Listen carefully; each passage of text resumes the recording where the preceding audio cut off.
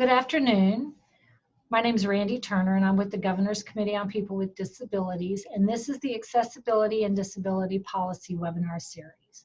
Today, our session is Common Issues Regarding Service Animals in the Americans with Disabilities Act, and we have with us Marisa Demaya and George Powers from the Southewst ADA Center.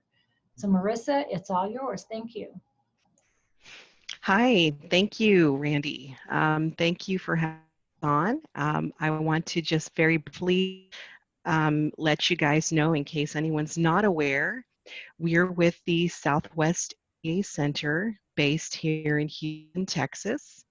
The center is actually one of 10 centers across the nation that's federally funded, your tax dollars at work, to provide information and resources and guidance on all things related to the Americans with Disabilities Act and your rights, essentially, in those various laws. Our center is the Southewst Center. We're Region 6. So we don't just serve the state of Texas. We do serve Oklahoma, Arkansas, New Mexico, our nearest neighbors in Louisiana. So when you call us, we have a toll-free number that people can call anytime they have questions, whether it's a business, whether it's an individual, whether it's an employer. We answer all types of questions and provide information and guidance. Anytime you call us, and I'll put our aid number too shortly, you'll get the center that serves your region. So if you're not joining us from anywhere in the Southwest region, it's good that you understand that when you call our toll-free number, you will get the region that serves you. So I'm going to go ahead and get started really quickly here. I know we've got a lot of information to cover.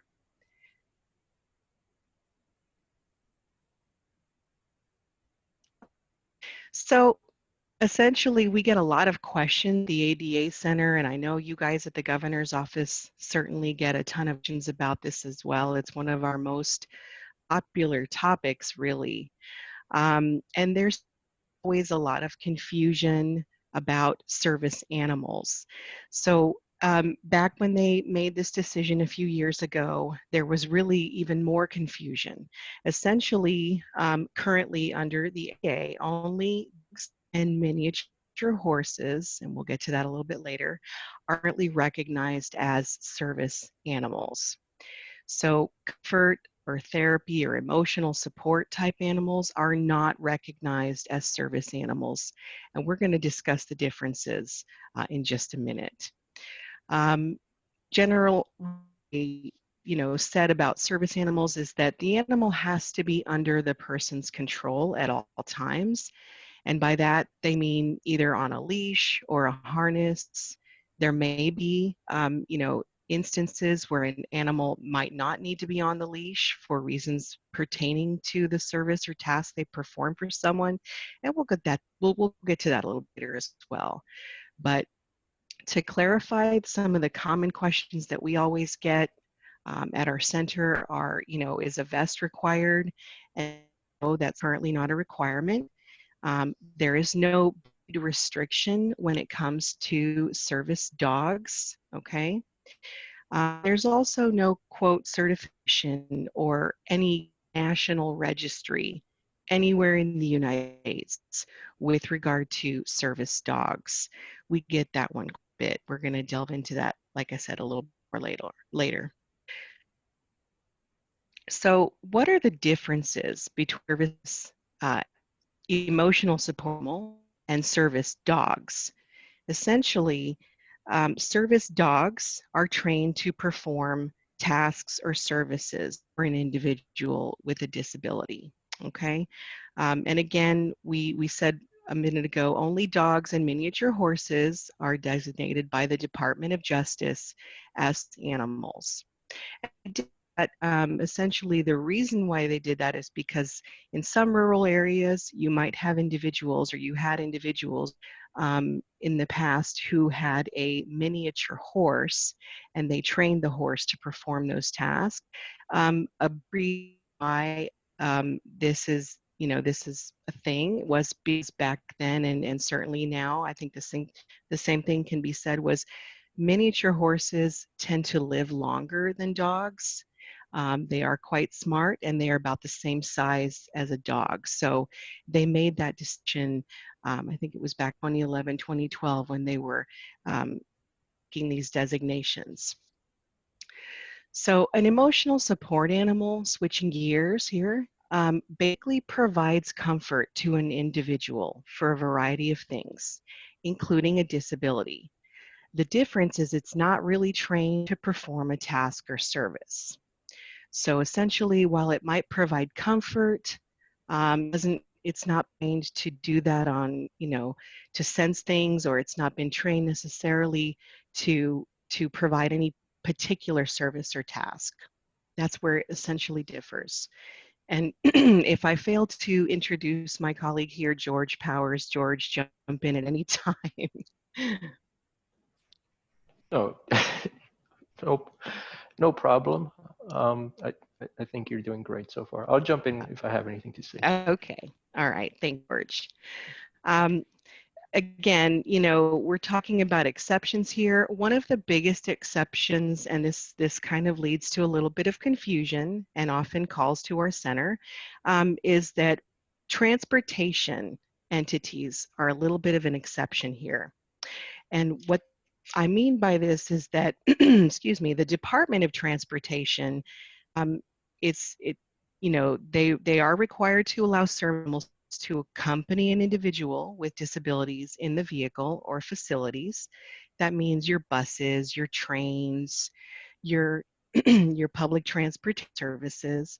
But the DOT, Department of Transportation regulations differ a little bit in terms of how the animal's defined. Remember, a few minutes ago, I said the Department of Justice has designated only dogs and miniature horses. The difference here is that the Department of Transportation doesn't really designate. You know, and under their regulations, they define a service animal as an animal that's individually trained to work or perform tasks for an individual with a disability. Now, that's pretty much in line with the Department of Justice's definition. However, they're not limiting it to a dog or a miniature horse. So again, you have a little bit of a difference there. And you know, where I'm going with this, sometimes we've heard of different types of animals that are or have been trained by an individual to perform tasks. For example, a monkey.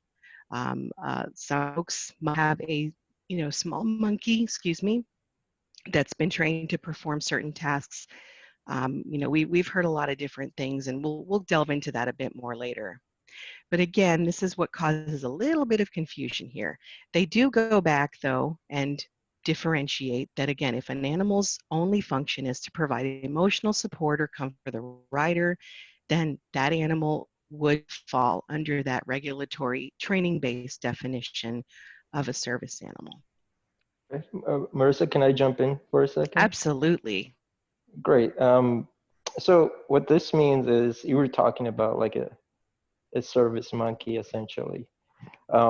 So what this means is if I have a service monkey or an assistance animal, like I have a monkey that does things for me.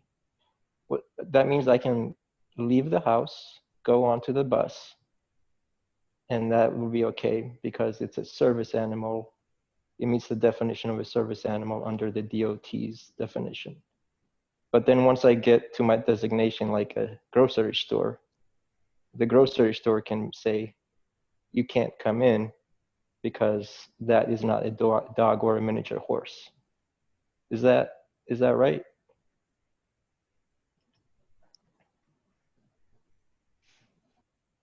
Yeah, essentially that's pretty much it. You know, it leads to a lot of confusion, I know. Yeah, it does. It's weird because it's different agencies that regulate the same law but have different definitions. Is my audio okay?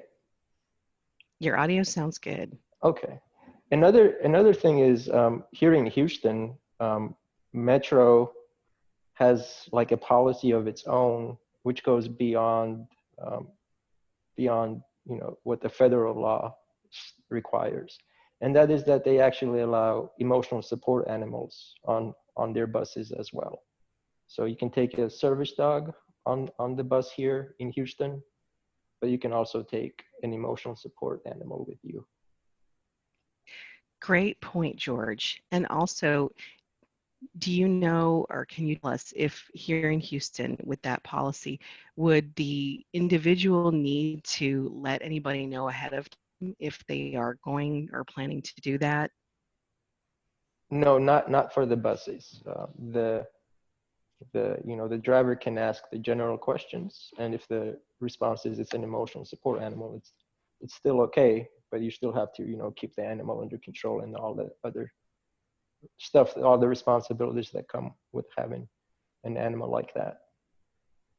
Gotcha. All right, I'm going to move on quickly, a little bit quickly here. So again, we just threw this up there. We've got Federal Transit Administration guidelines, and it reiterates that there's no certification, registration information required. Did I skip one? Oh, here we go. So if someone has questions about whether or not, well, let me back up here. If a disability is not obvious, then someone can ask 2 questions of an individual with regard to their service dog. Okay, number 1 is the dog for the purpose of a disability? Yes or no? Not what is your disability? And then number 2, they can ask what service or task the dog performs for you. Not, could you give me a demonstration? Again, this kind of comes into play really in public settings, but also can ask the question if it's, if you're on transportation, if you're in, they can really essentially ask these 2 questions anywhere. If someone's trying to, if a disability is not obvious and they're trying to determine, the legitimacy of whether or not it is a service dog. So going back to those guidelines, as George mentioned, here in Houston, they do allow for emotional support animals. That's not every state though. So again, if you've got a little bit of questions about that, we have some other information, and we can also put you in touch with where to get that information. If you're talking about a different state, just give us a call. We can point you in the right direction. Yeah, and just to interrupt, that's only actually specific to Houston and the metro here in Houston. So it can vary from, even city to city. Absolutely. We get this question as well too with regards to search and rescue type dogs or police canines. Again, we always encourage, if a question like that, especially, and we'll talk about this a little bit later when it comes to travel or travel related things like flights, we encourage them to contact, if they're flying on an airline, or the provider, essentially, to discuss how that animal might be allowed on board if there is an issue. Usually they have different types of things that they might ask when it's that type of situation. So again, we always, we always want to refer people back to what the provider is if there's a question of something like that going on. So going back over here, again, just reiterating, there's no certification required. We get this question so often at our center. I think it's kind of permanently ingrained in my memory. But again, we get questions from people saying, well, what website should I register on? Or, I did a search and all these websites came up. There's unfortunately a lot of, companies or individuals even out there that are trying to capitalize on this myth that there is some type of certification or papers, quote unquote, or registry that an individual is supposed to have their dog registered under. And this is, again, it's just a myth. It doesn't exist anywhere in the US, folks. If you have, unfortunately, if you do a Google search, you're going to come up with about 1,000 different companies that are offering to take your money to provide you with a vest or a certificate or a special harness with patches, you name it. It's all out there, and it's unfortunate that they're trying to capitalize on this. So we encourage you to remember, anytime you're running along this topic, this is really a myth. It does not exist. Now, to reiterate, there are organizations that do train dogs, for example, like the Seeing Eye, and those dogs may have certificates that they've been through this program, or that, there are groups out there that do train dogs. There's some vet-related groups. So there are groups out there that do train dogs. They with individuals to match up with a dog, etc. And those might provide some type of certificate, but again, it's not something that's required, okay, anywhere in the U.S. And it's also because individuals can train their own dogs to perform certain tasks or services.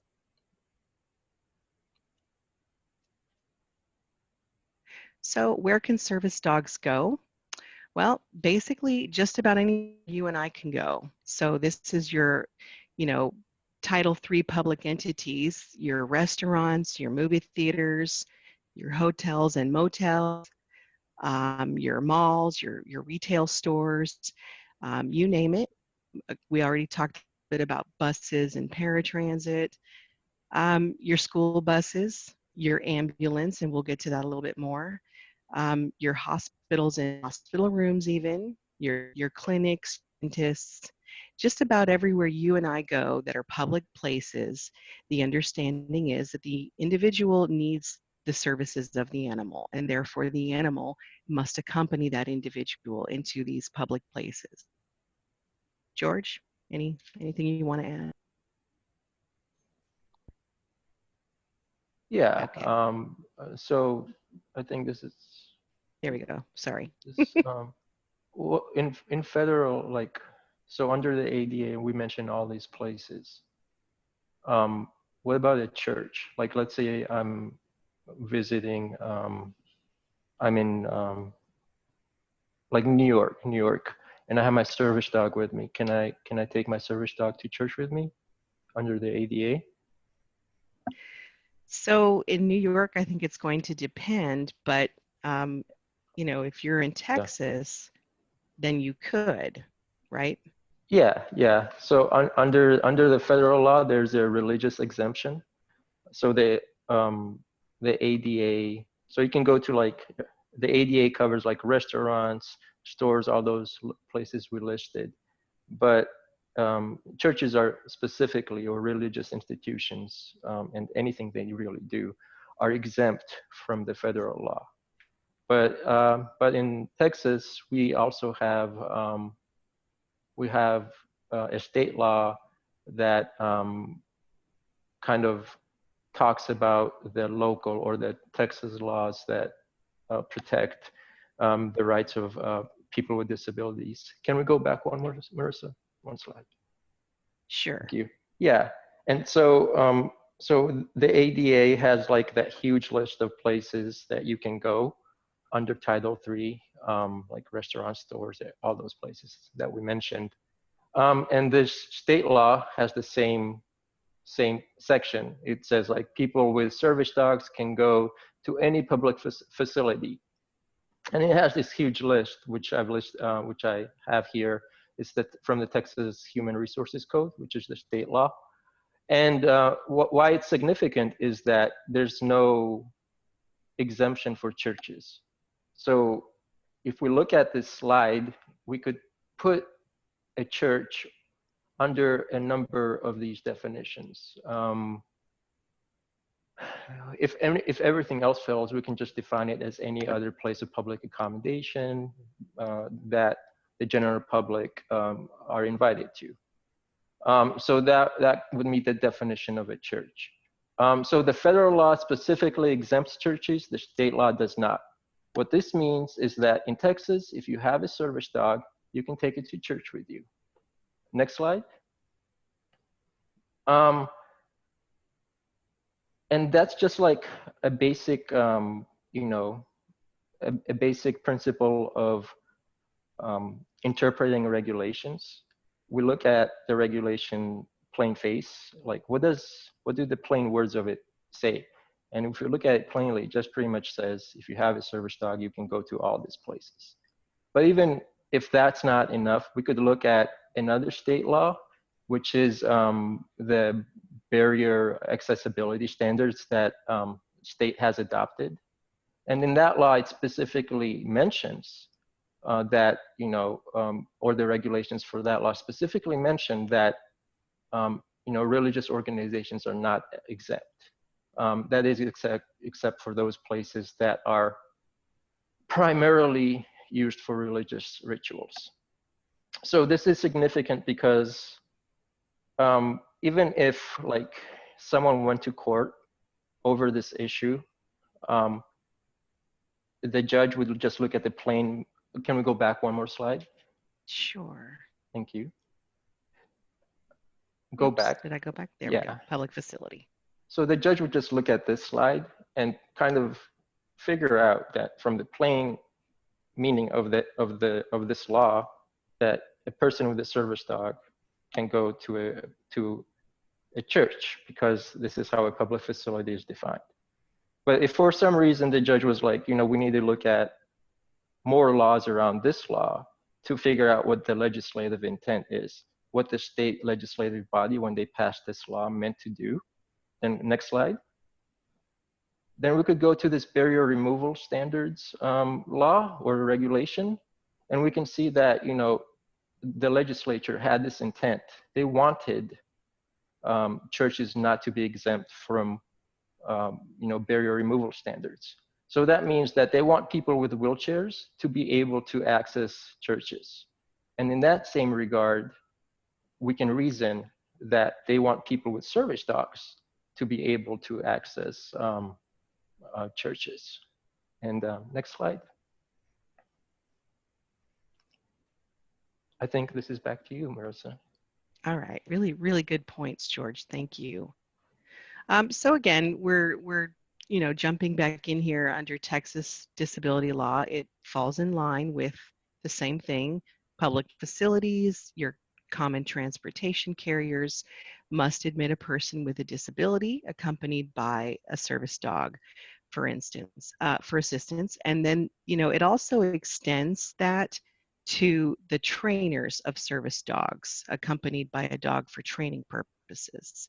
So that means if you have a service dog in training, and of course, it begs the question, how else are they going to learn, right? So if you do have service dogs in training, then certainly they would also fall under this category and be allowed to go into the facilities or the transportation carrier. This also extends, oh, go ahead. Oh, yeah, I mean, that's a great point. So the ADA doesn't really cover service dogs in training, right? Like, Right. yeah, so under the ADA, if you have a dog that's helping you do things, it has to be trained. It has to be at that final stage. But I mean, Texas is pretty good for us, for people with disabilities, because first we have the church thing, and now we have this service dogs in training. It expands what the federal law gives, right? Yeah, it sure does. Thank you for pointing that out, George. That is another great point. And also, you know, under Texas law, I was just going to say this also extends to your evacuation, your transport, your temporary shelters, any of those procedures that are in place through your Department of Emergency Management, anything like that. These are things that they must take into account in times of emergencies. Oops, I keep going backwards. Forgive me, you guys. It's Monday. So again, kind of come to that point, and we are going to take a break pretty soon here for some questions before we move on. But again, this all transcends to your ambulance rides, your medical transportation. They would need to allow a service animal to ride in an ambulance, unless that dog's presence would interfere with, with the things that are being performed in the ambulance, or possibly sometimes it may be that it's there's not enough space depending on what's going on. But again, they might need to make other arrangements. So they could see if the dog could fit up front, for example. They may try to make arrangements with another person if there's a family member of that person, or somehow they've got to make sure that the animal is somehow cared for, not left behind, essentially on its own, right? So there are some things that they need to take under consideration. And again, this kind of goes back to those other things that we just talked about in terms of emergency management. Basically, the bottom line is medical transport is not exempt, and companies or organizations that provide that type of service still would fall under ADA Title II obligations. Yeah, and I think a good, like a way to think about it is, if you're an emergency responder, is, if that person having an issue has a small child with them, what do you do? If the situation is right, you take the child with you, but if it's just not possible, then you get in touch with, like a family member or a close friend if they're by, and if not, then, you have to go through official means of making sure that child is safe. Yeah, and I have to say also, being where, well, essentially in our where we are based is in the Texas Medical Center. We do get the question quite a bit sometimes from hospital coordinators, or when we've done some trainings on this in terms of the healthcare setting. We get a lot of people who say, what happens when a person is admitted to the ER with a dog? Well, that's another issue that they have to take under consideration. Usually the hospital will have some type of coordinator. If a family member or a friend is not there to assist with the animal, then they would have to make some type of arrangement, for the animal to be cared for, at least for the duration of while that person, if they're not conscious, for example, while they're in that state in the hospital. So again, things that they have to consider, and it's never an easy thing. It's not an easy thing. There's all sorts of situations that pop up. And here we are getting to exclusions or exceptions. Um, Area requiring a sterile environment. This is where it gets a little confusing for hospitals and clinics.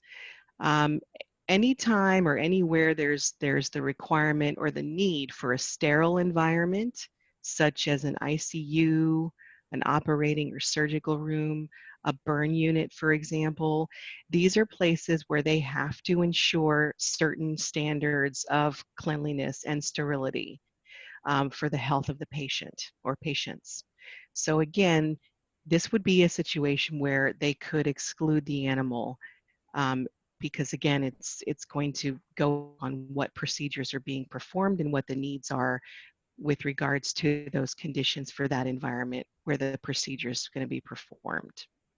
George, anything you want to add? Yeah, I, I think what we mentioned from the very start is you can take a service dog with you anywhere you can go, and same principle here. You can't really go to sterile environments. The ICU can't go into the back of the kitchen and so on, even if you don't have a service dog. So it's all common sense stuff. Yeah, and moving forward a little bit here, the food preparation areas, surfaces or kitchen area, that's not to be confused with like a restaurant where you would go and sit down and eat and have a meal, or the buffet. You can certainly go to the buffet with your dog, right? If you think about it, using a little bit of common sense, the dog is not going to, the dog's not going to go and get food necessarily for the person and bring it back, um, from the buffet, right? They're not going to be sitting in the chair at the table. And we'll go through a little bit more about these scenarios a little later on. But again, areas where the safety of an animal or the handler might be compromised, such as an X-ray room, or an MRI room, those are not places where they have to permit the animal, and they can ask, is it possible for someone to wait outside with Fido, or, can you make other arrangements? And lastly, we get to instances where an animal might be behaving in a threatening manner or out of control or possibly disruptive, or if the animal's not housebroken. I have not seen it. I have rarely seen something like that. I'm sure some of our other staff might have other stories to tell.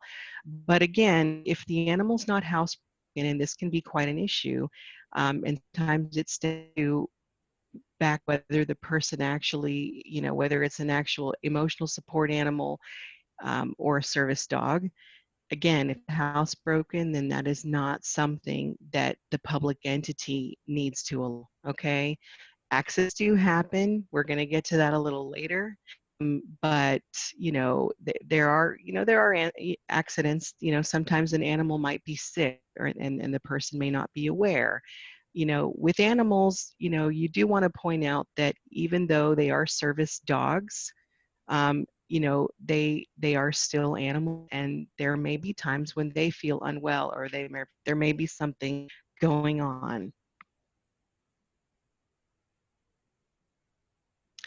So I'm going to stop here for just a second because we're going to switch gears. We're about to talk about the Air Carrier Access Act, and we're going to ask if people have some questions. It looks like we've been blowing up on the Q&A there.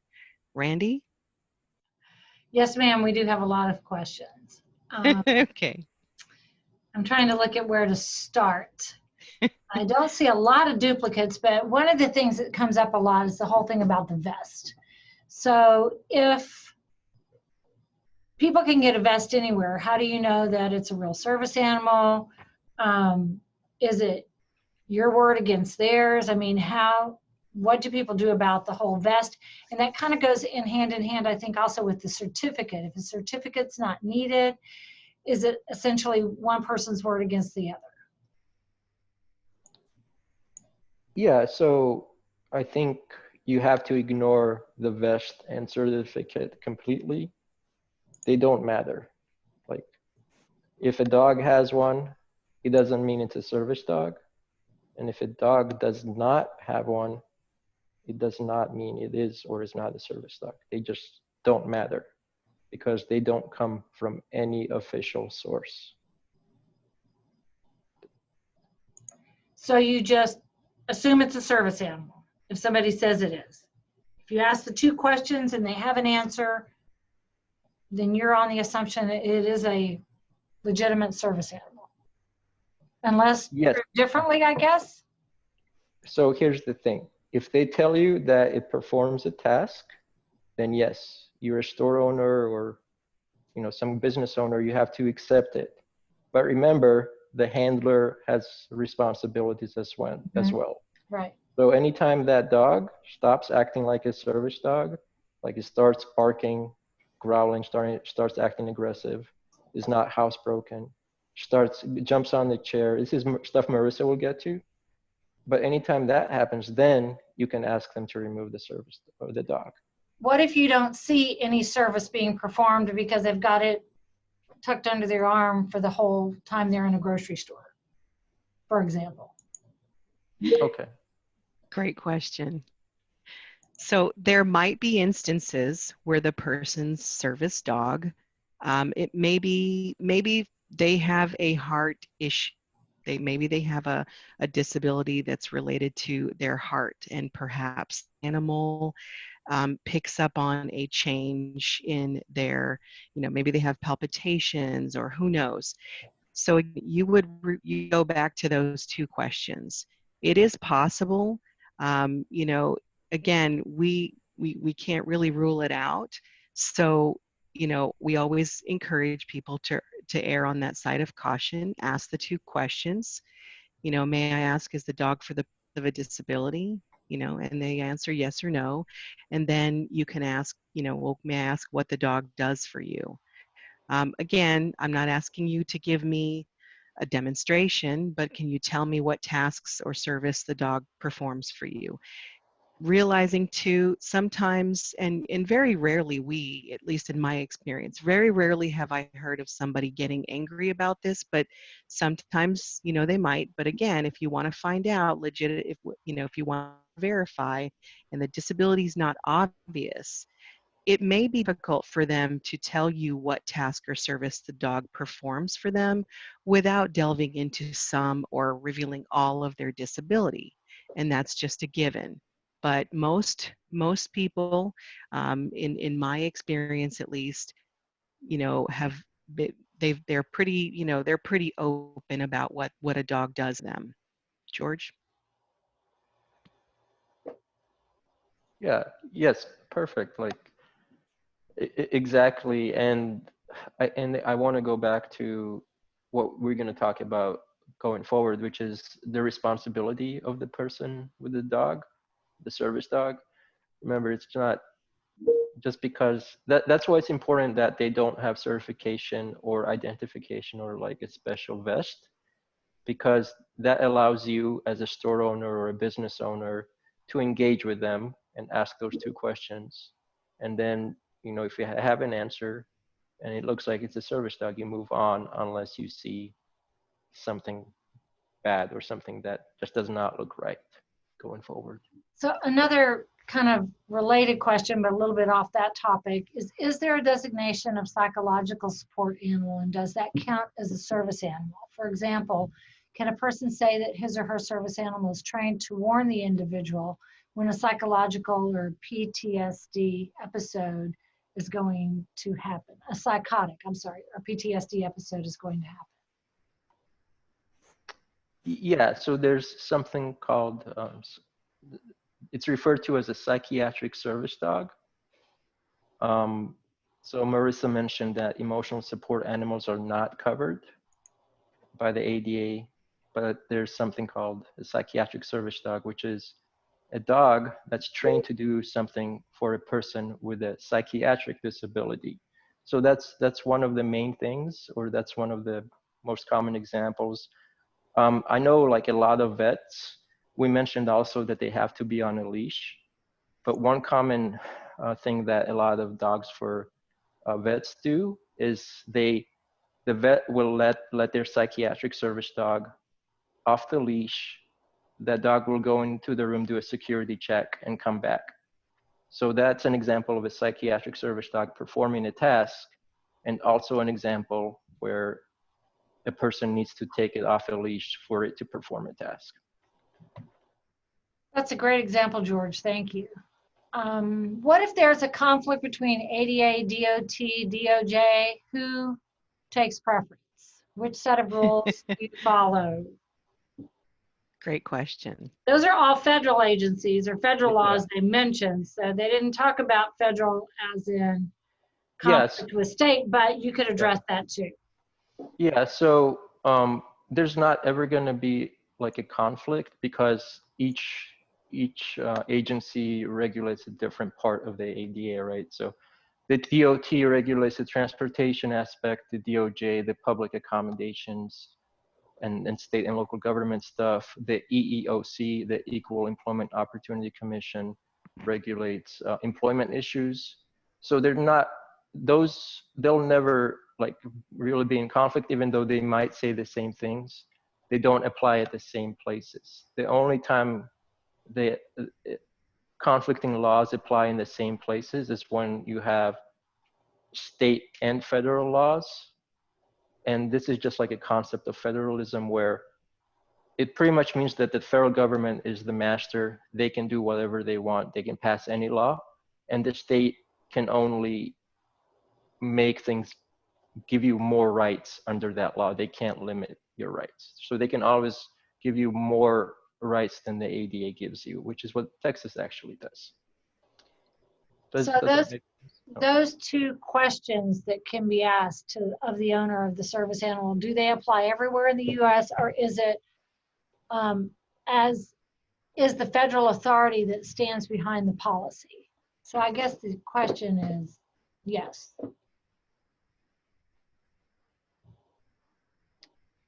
Does that make sense? So those two questions can be asked by the owner of the service animal. Do those apply everywhere in the U.S.? That's yes, according to federal law. And is it federal authority that stands behind that policy? I guess that would be yes, correct? Yes, yeah, that is the DOJ's regulations, yes. We also have a question about, have you noticed or do you hear about churches not denying or denying service animals? Yes, yeah, so I'm one of the legal specialists at the ADA Center, the Southwest ADA Center, so I deal directly with the public and not only the consumers, the business owners, people who work at the churches and so on. Mm-hmm. Yeah, it's a common issue. It comes up. It does, you know. I'm sorry, go ahead, Marisa. No, go ahead. No, I was going to go to a different question. Oh, go for it. Many people choose to own or train their service animal. A rescue dog, this individual says in my case, Annie, to assist with the neurological and hearing disability. When I've been asked for documentation, my own town clerk, to get my dog's license, you know, going in for the rabies and all that, it would be helpful to have guidance or a document to share. What's your advice? Now, she happens to live in Connecticut, not Texas, but still. How do you handle that? So, go ahead, George. Are you sure? Yeah, go for it. Okay. So first issue I would have is you mentioned it helps you with a disability, but you still don't state what it does. What's the task that it provides, that it does, that it's been trained to do, if that makes sense. And then if there's people asking you for documentation, I think I answered it on the Q&A, but there's a great FAQ on that the DOJ has about service animals. It's on ada.gov. We also have a booklet on southwestada.org about service dogs and the emotional support animals. It's online, and we also have physical copies. And either print out that FAQ that the Department of Justice has, or get one of the booklets that we print and carry it around with you. And anytime someone asks for documentation, show them I don't have to show you any documentation. All right. That's a good point. Okay, this is another training question. Who could train a service animal in Texas? I believe the law makes reference to an approved trainer. What is that exactly? An individual, an agency? That's a great question. It's not defined. It is not. And I'm going to take over for this again, Marisa. I'm sorry. You go for it, George. So yeah, it's not defined. And then the other thing is we look at like the federalism concept again, where the state cannot limit a right that the federal government gives you. And the DOJ's regulations say that anybody can be a trainer. You can train your own dog. So under state law, for that to be consistent with the federal law, you just interpret that to be the same as the DOJ's regulations. You can train your dog. There's no official trainer under state law, if that makes sense. If an emotional support dog is prescribed by a doctor, does it become a service dog? I guess that would depend on if it actually is providing a service other than emotional support, correct? If it's prescribed by a doctor, does it automatically become a service dog just because it's prescribed? Not quite. So where we see this quite a bit that comes into play is in housing, which we're going to get to a little bit later. Essentially, you know, a letter, you know, prescribing the dog is not exactly, you know, it needs to have maybe a little bit more information. But for example, if the dog, you know, assists with symptoms related to a person's PTSD, for example, maybe the dog is trained to walk in front of that individual in an open space because they have an issue with open spaces. That would be, you know, that would certainly be a service dog, but it really is going to depend on what the dog does for them.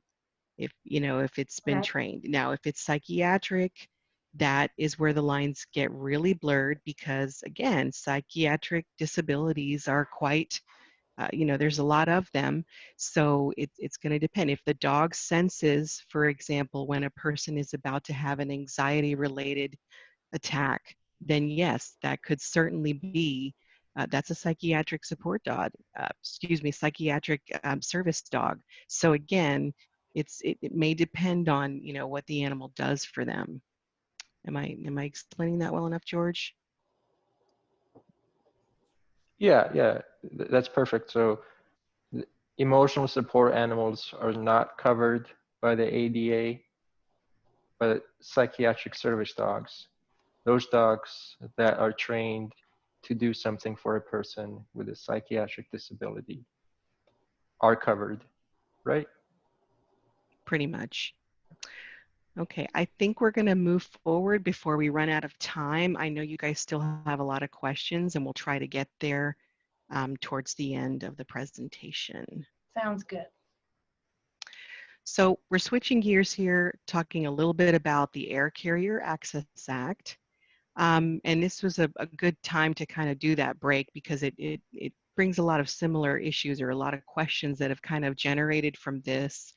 But again, under the Air Carrier Access Act, it defines a service animal as any animal that's individually trained or able to provide assistance to a person with a disability, or any animal that assists persons with disabilities by providing emotional support. This is where we see some of that documentation that we were thinking about. So for example, somebody needing to fly with their, you know, psychiatric support service dog. And we've heard all things. We've heard ferret, heard monkey, we've heard cat even. You know, again, there's a lot of different types of animals, but what the airlines can ask for is some documentation. It would be from a medical provider, someone treating the person. Usually it's going to be a psychiatrist or a psychologist that's going to say that this person is their patient and this person's a person with a disability and they benefit from the use of the animal. Um, I know we've seen a lot of different headlines. We're going to get to some of that in just a second. Um, but again, you know, it's really at this point in time, if it's emotional support and it's slightly different and all it's providing is emotional support to the individual, they would still need to provide that documentation. Well, or they would need to contact the airline to find out what the airline would like for them, you know, what the airline needs for them to provide in terms of documenting that information. And again, they could ask the two questions if it's a service dog or a service animal. You know, they could ask the two questions and they may or may not be satisfied. But again, we always encourage people if it's something related to flying, you've got to contact the airline ahead of time. George, anything to add?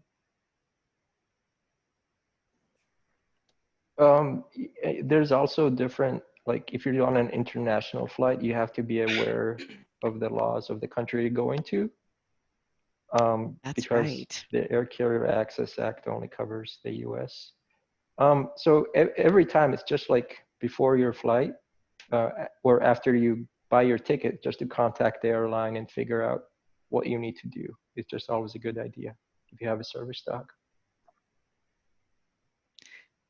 Yeah, so why this gets so complicated. And here we threw up, if anybody hasn't heard about this headline from a couple years ago, where someone was trying to fly with their emotional support peacock.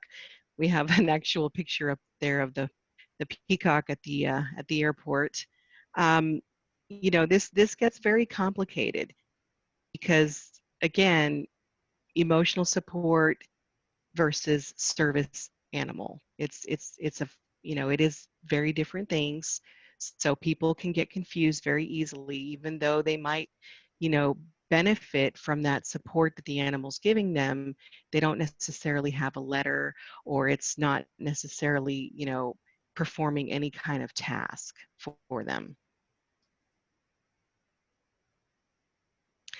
All right, here we have our emotional support pig that was kicked off of the flight for being disruptive. Again, you know, this just kind of speaks to that similar thing. You know, flying with the animal, you're going to really have to talk to the airline to find out what they need. I also want to make a, you know, remind folks too that that doesn't mean that they can't ask for documentation pertaining to an animal's vaccination records. For a lot of carriers, most of them that I know about anyway, they're going to require that. So that, you know, that doesn't really get somebody off the hook. You will have to provide that information. You know, it's a given if someone's going to try to fly. In this case, the person who boarded the flight with their emotional support pig, unfortunately, you see the lady there. She's being asked to leave the plane, and she's got her pig thrown over her shoulder there, you know, because the pig unfortunately became disruptive. As we said before, animals can be a little unpredictable, and you just don't know, you know, how they're going to react sometimes when they board a flight. But we've had some stories where there was a pig on board of a flight, and it just went, you know, it went crazy. So it you know, this is kind of an example of how things can get very, very bad very quickly.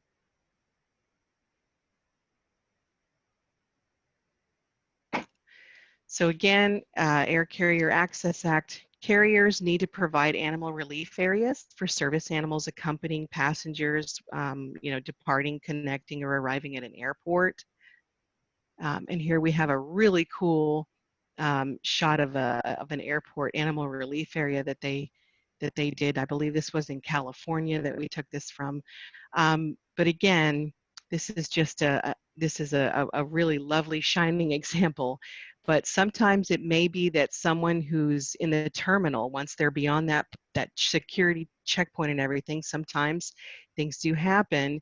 So the you know, the airport is going to, or the airport personnel is going to be your best bet in understanding where they want you to go, if the animal needs to relieve itself before you board a flight, or, you know, you need to take it there for some reason.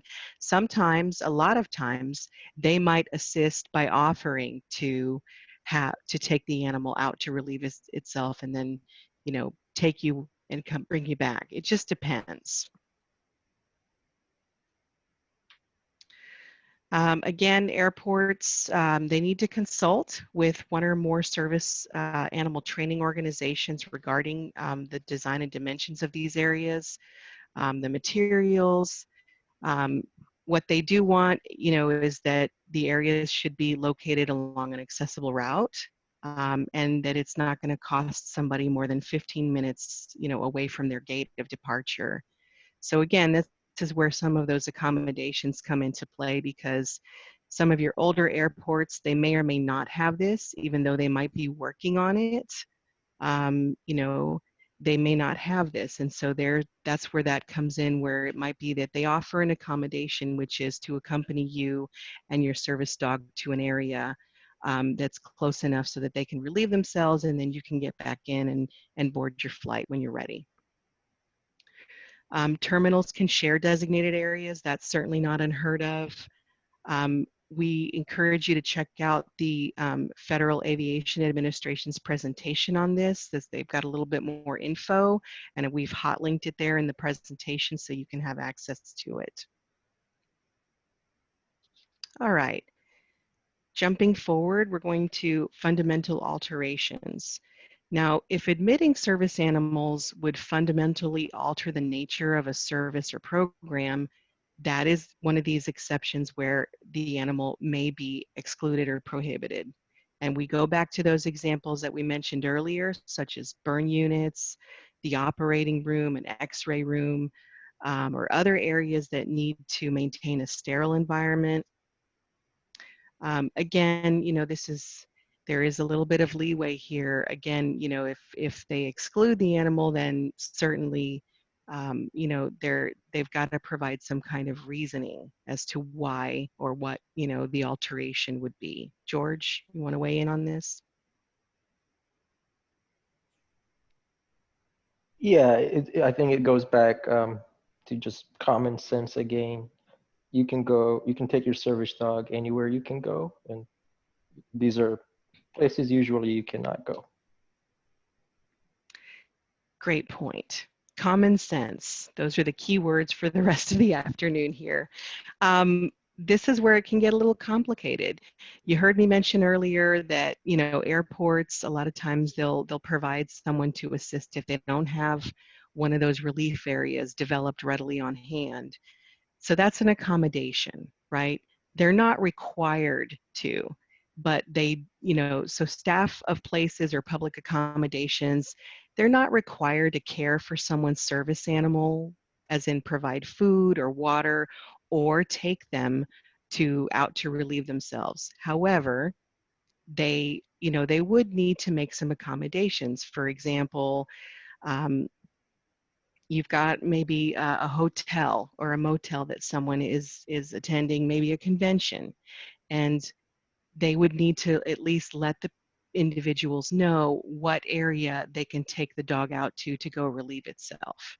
Okay, so it may be they're not required to take that person, to help them get the dog to relieve itself. They would have to show them where it is, where that area is. They would also have to show them, where they would like them to pick up after the animal if that's something they want them to do, and where to dispose of that properly.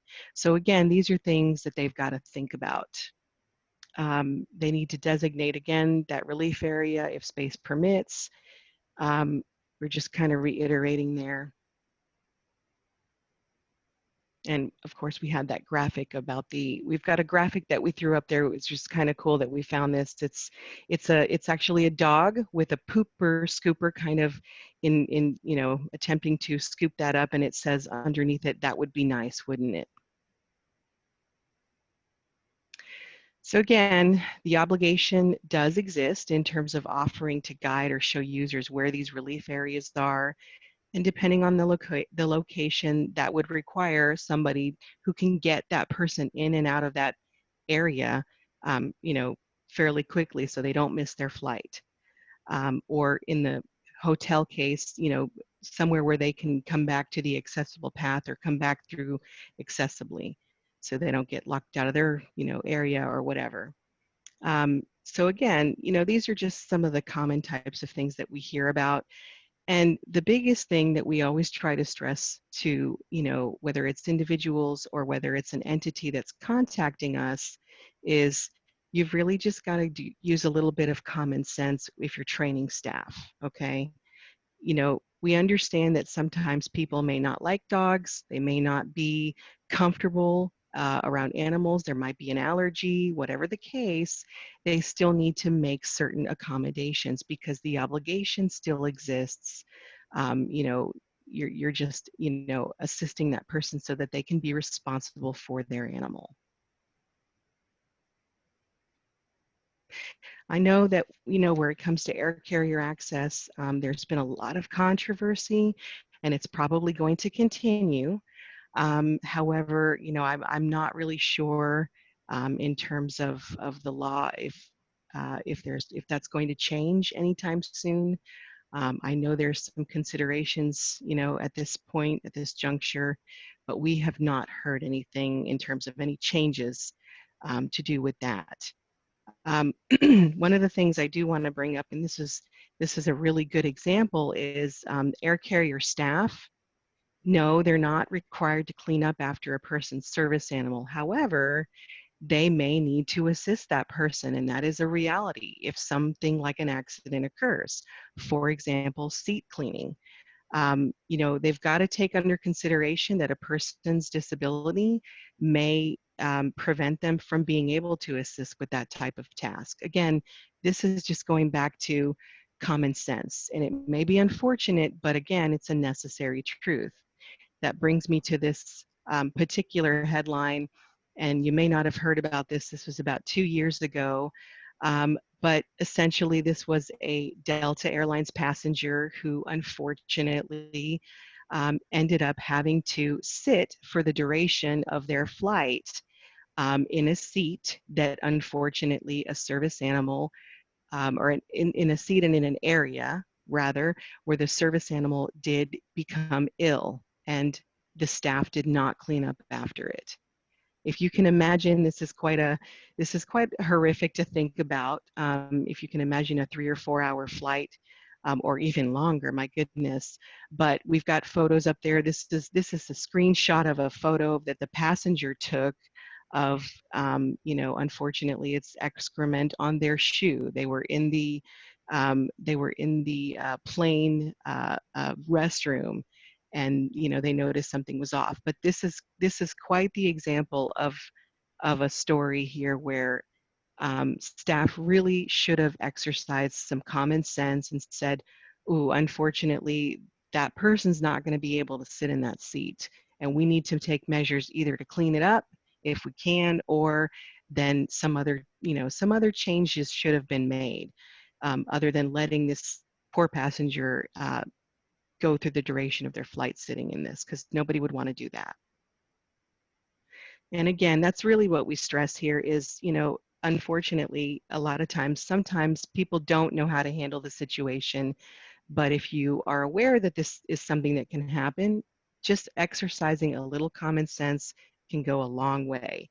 Sure, it was the passenger, you know, the previous passenger who sat in the seat with their dog. Of course, they had the responsibility to clean up after their animal. However, accidents do happen, as we said. And unfortunately, in this case, it was kind of everybody's responsibility to do their diligence here. So that kind of brings us to a little bit of etiquette. You know, we always want to be mindful of people who use service dogs. You know, where there's no petting of a service animal, it's almost always considered to be on duty. Some people might get a little defensive or perhaps insulted if someone even asks. However, as we mentioned before, there's no requirement that the animal wear a vest or a harness. So sometimes, you know, you might get children who are curious, or anybody really, and says, you know, may I pet the dog? And of course, and in those circumstances, they would just reply that the dog is actually working. So again, we always, you know, you can't interfere with a person's guidance or commands of a service animal. It is okay to offer assistance to someone, you know, we just talked about that, who uses a service animal, especially if they're navigating a large area, such as an airport or a terminal. So we have a little true or false here, but I know that we are running out of time. I've put our service animal booklet there. We've linked it in the presentation, so you can go and check it out from our website if you're interested. It basically kind of entails a lot of the information we've discussed here today. I'm going to jump forward a little bit so that we can talk about housing, because I think that's really the next issue that we want to get to. So I can't see the slide number, but we've moved to the housing. Randy, do you know what slide number that is? Because I can't see it on my screen. 37. Yes, it's 37. Okay. Okay. So I'm going to take over for a bit, and then we'll have a few time for a few questions at the end. And George, real quick, if we don't get to all the questions, and I think we probably won't hit them all, I'll try to compile them, everything from the Q&A box, and then send that to the both of you, and maybe we can get answers, and then I can email that out to everybody, what we don't get to. Absolutely. All right. Yeah, That I'd be sounds happy good. to answer those. Yeah. Very good. Okay. So we're just going to talk about housing, and this is significant because there's been recent guidance from HUD that talks about assistance animals in general. But housing issues are usually not actually covered by the Americans with Disabilities Act, especially in Texas, but it is covered by the Fair Housing Act, and there are regulations that talk about what service animals or assistance animals are and what rights people with disabilities have. And I think it's just easy to remember in this sense. In your home, you have way more rights than you do, outside your house. Like for example, a lot of us are working from home these days, and you can imagine, you're just free to wear what you want and do what you want while you're working, which is quite different than, the freedom you would have in if you were in the office. So yeah, HUD, the Department of Housing and Urban Development, released guidance earlier this year that talks about assistance animals. And this is significant because they haven't sent out anything since 2013. So next slide.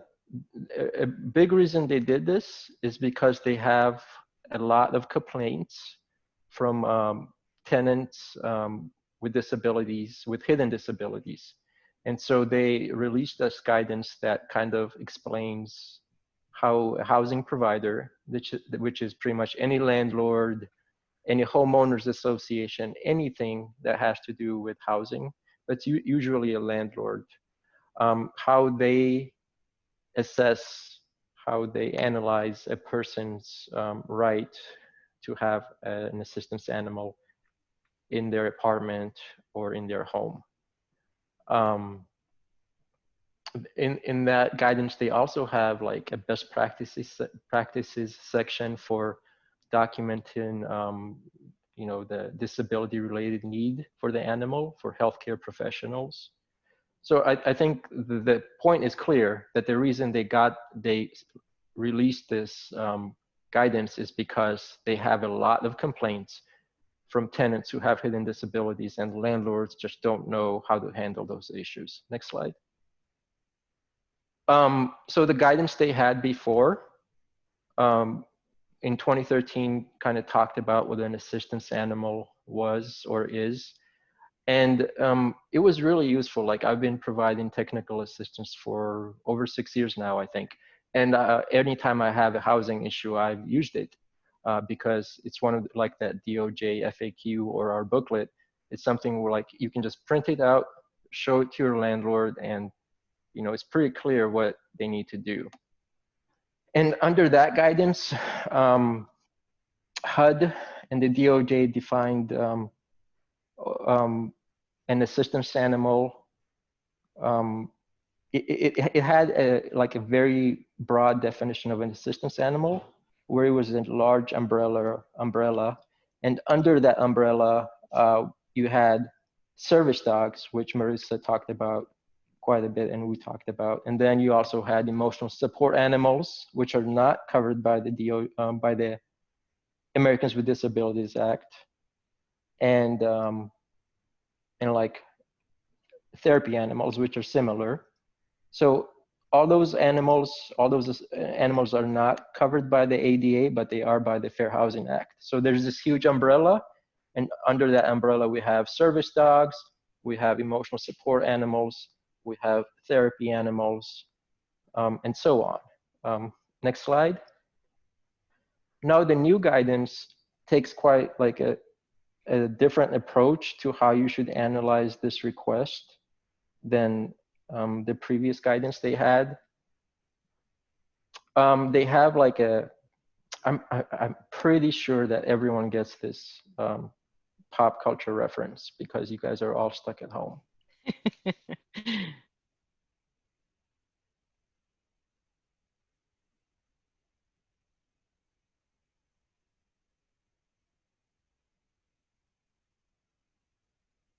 George, did we lose George? He's still connected, but I don't hear him. George? Did you mute? Am I back? Yes, Oh, you're you are. back. Okay. You're Good back. deal. Can we go back one slide? Sure. I'm sorry. Back here. Okay, yeah, so the new guidance is like this choose your own adventure book.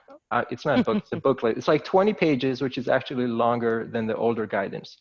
But the weird thing is, like, it has, like, in question 1, it has, you know, like a question you should ask the tenant. Then it has like these 2 or 3 options under that. Then depending on the option you choose, it's like go to question 2 or go to question 3A or skip question whatever and whatever and go to question 7. So it's like very, very rigid, I would say, because it's like very formulaic. And Yeah, it's if this or if that, then move on to question this or the question that. It's pretty extensive.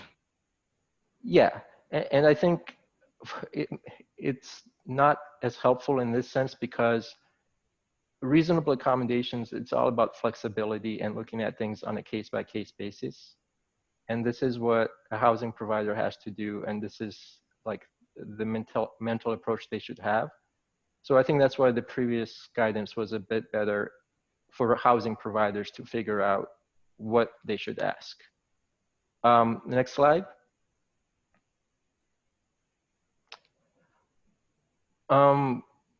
So for housing providers, just some key points that they should take away from this guidance is that if it's a service dog and it's obvious what they do, you should just follow the rules that we've been talking about so far, which is ask those 2 questions and then you're done. But if it's not, it becomes a bit more complicated. And whether it's a psychiatric service dog, an emotional support animal, a therapy animal, in those cases, you can probably ask for a letter from an official medical provider or a reliable source that explains, you know, what the disability-related need for the animal is. Now, as we've mentioned, it's important to keep in mind, and the guidance mentions this, that documentation from the internet is usually not reliable. So if they print out a certificate from the internet, it's usually not reliable proof. But also keep in mind that, especially now, a lot of people are going to the doctor's office virtually. They use telemedicine or telehealth. That is, yes. they use something like you know, like Skype or Zoom, the platform we're using now, to communicate with your doctor. So just because that's on the internet doesn't mean that that's not reliable. If it's their actual doctor they're consulting online, you know, that source is reliable. Next slide. Another distinction that this new guidance has is that it talks about like unique animals, which, you know, you could argue are exotic animals versus animals commonly kept in households like dogs, cats, even hamsters, and so on. But it, it's relevant because it hasn't really been talked about before. It's kind of something that you can take into account because requesting an assistance animal at your house is a reasonable accommodation. So, you know, you always have that fact-specific case-by-case analysis, but to have a specific section on it, I think it creates some problems. Next slide.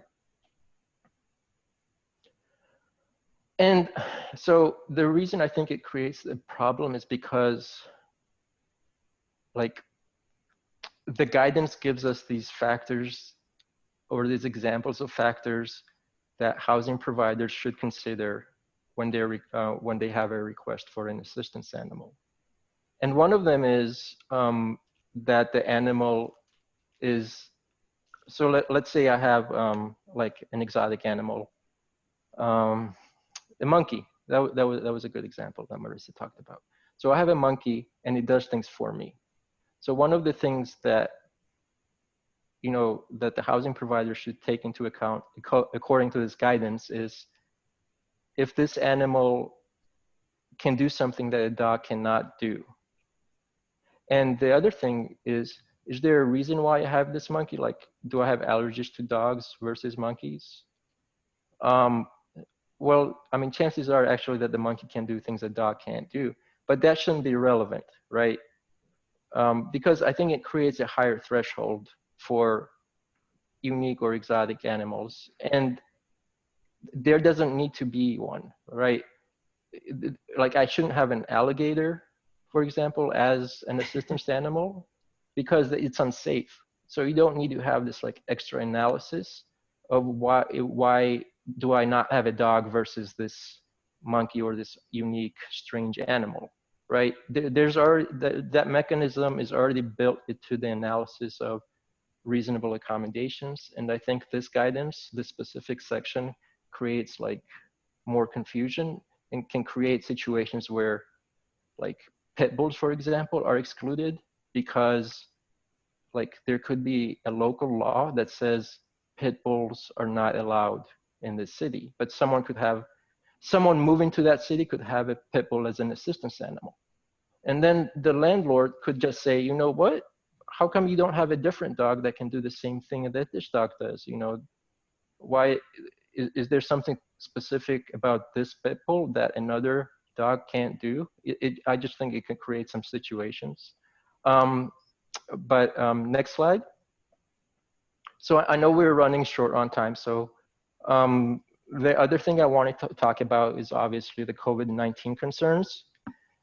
And just a good source to figure out what to do is the CDC. And right now, there's not really any proof that dogs in general are, you know, are can pass can get the virus and then pass it.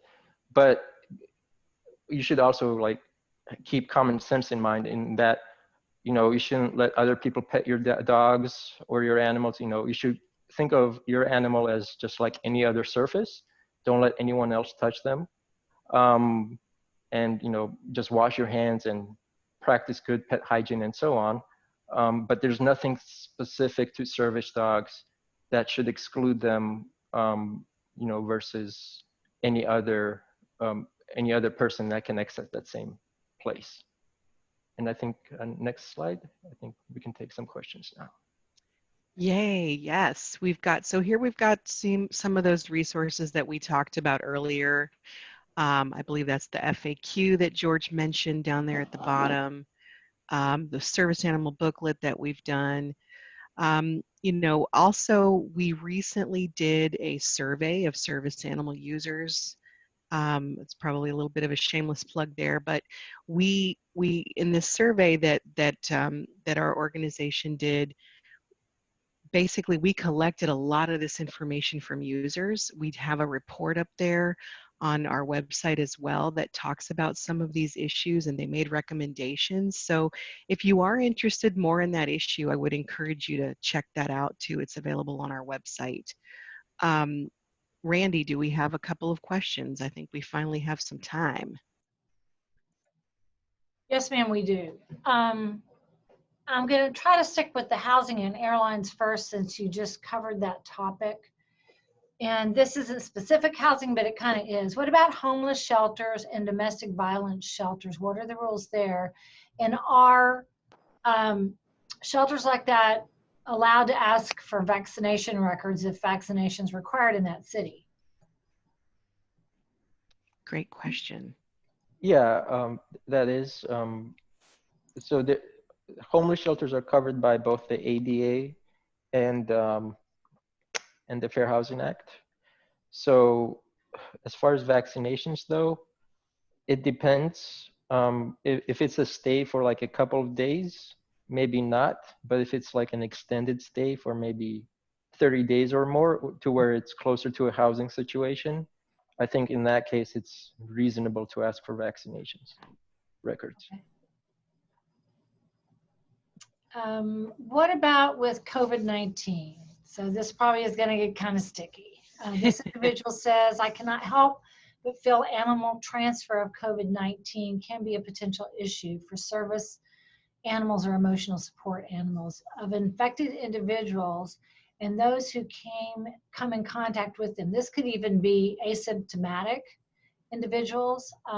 This says per the USDA's National Veterinary Services Laboratory in Iowa, a feline, it was transferred to a feline. So I don't know if this is cats or what. What are your thoughts on that? I actually read about this. I know what you're referring to. And as George mentioned earlier, we have not seen anything that says that these animals can transfer it to the person. So if anything, it would be maybe the possibility of animals transferring it to other animals.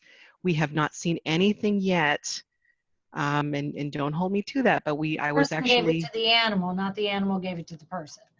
right. Well, and they're not even sure how the animal got it necessarily. So again, I would refrain from making any kind of judgments unless you read until you see something from like the CDC. And I know it's coming from a veterinary entity that you mentioned. I've seen it, but again, I think it's too early in the game for any kind of assumptions like that. They might be speculating. They might, even though the animal may have tested positive for this or for the actual coronavirus, again, they still need the jury is still out on whether or not that's an actual thing right now.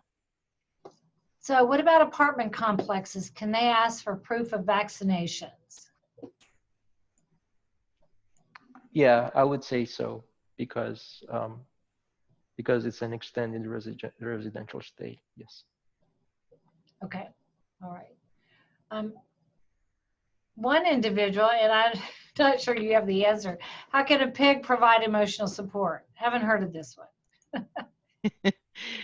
Well, people can get attached to all types of animals. We've heard it all at the center. We've heard of pig, we've heard of miniature pig, which actually might grow up to be a bigger pig. I don't know. Ferret, we've heard of lizard. What else? Komodo dragon, snake. We hear that one too. So, when it comes to emotional support, people get attached to all types of animals. It's very interesting. It's again, and it's based on the individual. So there you go. All right. How does having a service dog or a horse work on an airplane? Do you have to buy a separate ticket or seat? If it's in coach, can you impose that service animal on the person next to you? Great question. So as far as I know, they're not required to buy an extra ticket. The animal needs to fit within their leg space right in the seat, is my understanding. And as far as miniature horses, they may or may not allow them on the plane. And I neglected to mention that earlier when we talked about it, because again, it's going to be what space they have available in that cabin of the plane.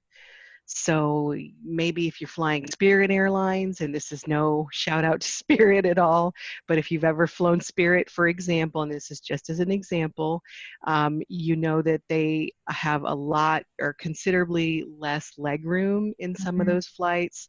So again, this is something that they would need to consider, and again, we recommend contacting the airline ahead of time. As far as I know, though, they are not, you would not have to purchase an extra seat. They would just have to let you know whether or not, they could allow the animal given the space that they have. And that could be an exclusion. George, am I hitting all the right notes there? Yeah, that's perfect. Another comment, someone said that they heard recently Delta Airlines now imposes a service animal breed limitation. A pit bull or a pit bull breed cannot fly with their owners. Is there a way to get exempt from that, or how is it allowable?